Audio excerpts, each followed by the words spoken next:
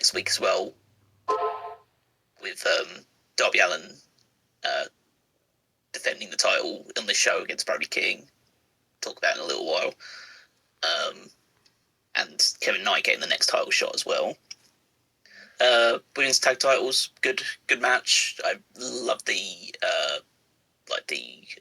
look and the aura of the Divine Dominion. I think they're a great set of heel tag team champions, and if they continue to pick up dominant wins, it'll mean a lot for the Divinies. I would defend them, maybe not necessarily at this point in time, but probably the Brawling Birds. But I'd like to see them go into more of a long-term feud with a few title changes happening between them, and that being the staple tag team feud for a couple of months at least.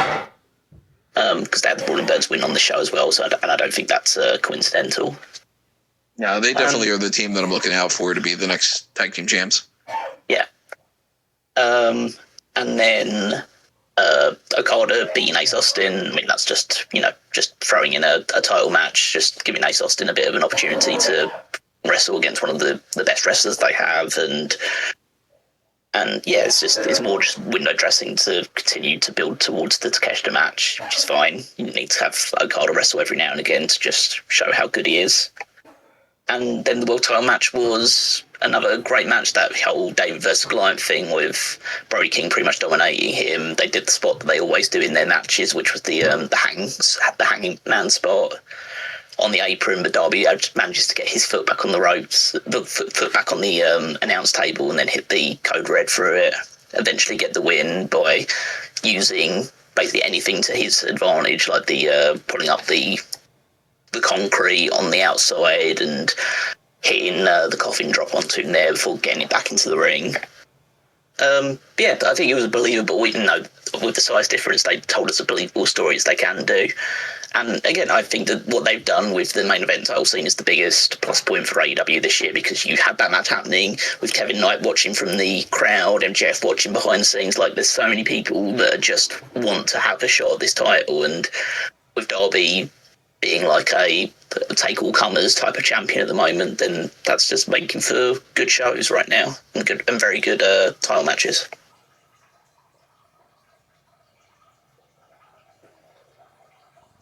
Any thoughts on that, Rob?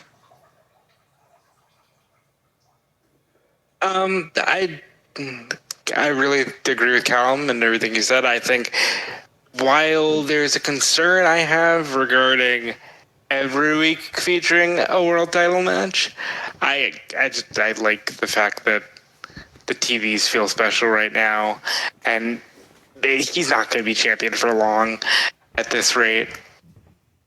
But I'm enjoying it. I enjoyed the official reveal that Ciampa would be pairing with FTR.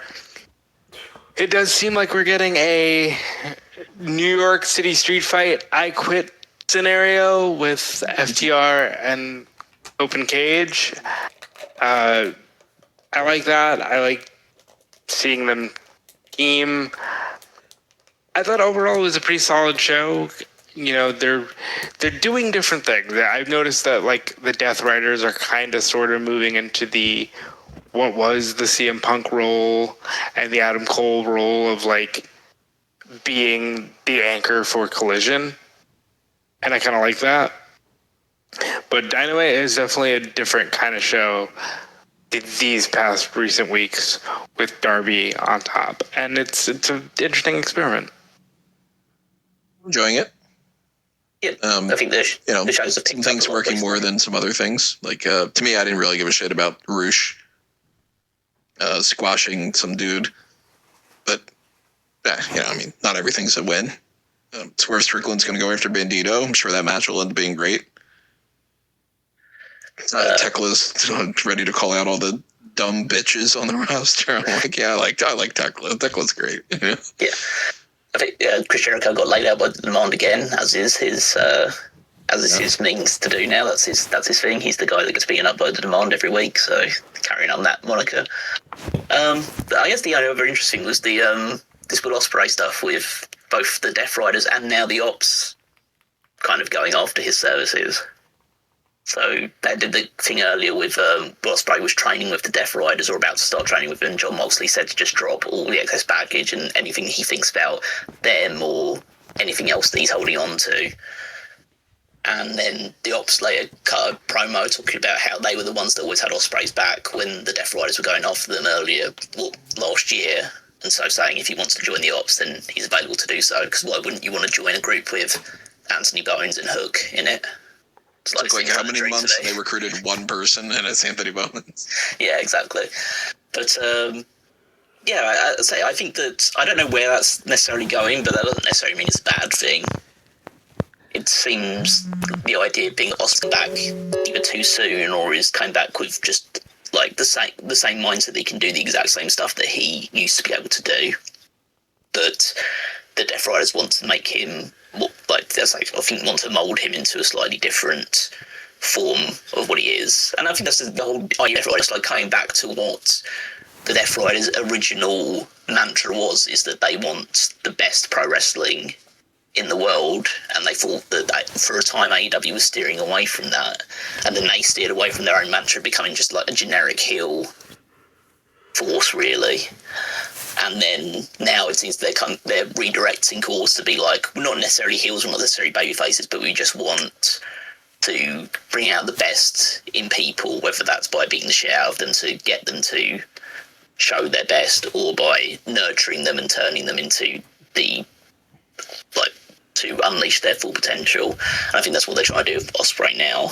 And that's clearly building up to some sort of feud between the Ops and the Death Riders down the road, so...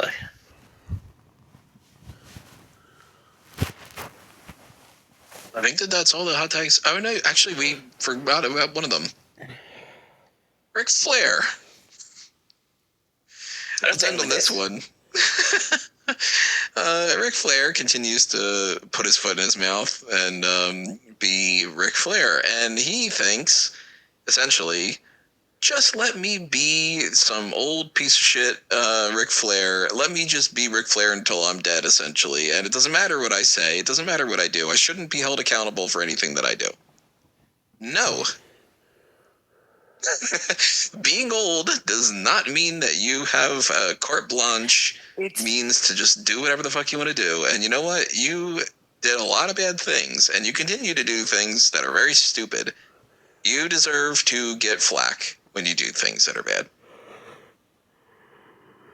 It's really interesting. It's because it's, in a lot of ways, it's very similar to like Hulk Hogan's lying, where they're just sort of like, yeah, but let me be Hulk Hogan, and then yeah, I'm lying and saying that, you know, I was totally scheduled to body slam 900-pound Andre the Giant in the Silver Dome, but it's okay. I can just lie, and you just want me to be Hulk Hogan, and that's kind of what Flair's doing. He's just kind of like, hey, come on, hey, let me be Ric Flair, and it's just this thing of like, no, you can't just you can't just lie through everything.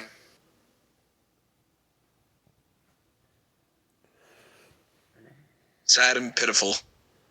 I mean, it's sad indeed. I don't really want to add or even really talk about this, because like this is just what he wants. To just people just keep talking about him and keep himself relevant. It's like, if we all just stop talking about Ric Flair, then there is no Ric Flair for the time being. So it's the opposite of I do believe in fairies. I do. I mean, if a Ric Flair woos in the forest and no one's around to hear it, does he make a sound? I think he just flops down. It's the way that he typically does in the ring.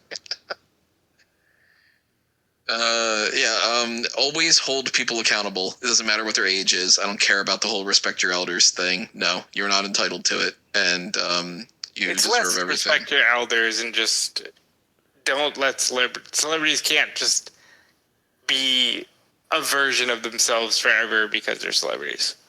Yeah. Eventually, things change. Actually, it's not on a positive note, more so than just like a screw Ric Flair thing. Athena has surpassed Bruno Sammartino's reign.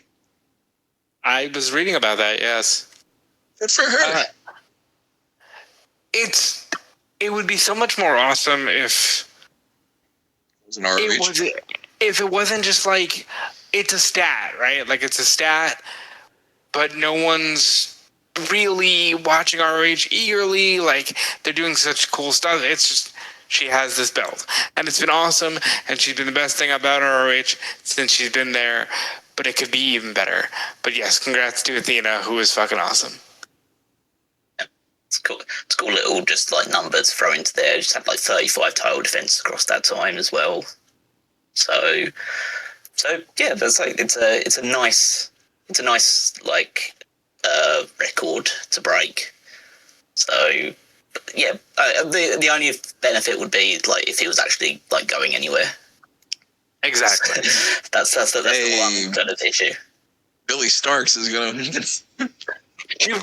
Honestly, she is in that Survival of the Fittest match in next week, so she might, or not next week, 2 weeks from now, she might win the match there. But will people care as much as they would have before? I think if they're going in like the direction of the person winning it, and I've been wrong like a million times with this because she just doesn't lose the title. But I think if they're going with anyone, it's going to be Persephone now. I think they're going to go all in on Persephone as like their top like Latin, well, female Latin star. Obviously, when that happens, whether it's a couple weeks from now or 7.5 years from now, we'll address it in the future. Supercard of Honor coming up when it is, don't really do the live coverage of it the way that we do with some other things, but obviously anything big that happens, we talk about it, and the same thing will apply to anything else that happens on SmackDown tonight or elsewhere in the next round of the hot tags next week. But that's it for this group. So just to remind everybody that if you want to support anything that's in a mango tree and all this kind of smart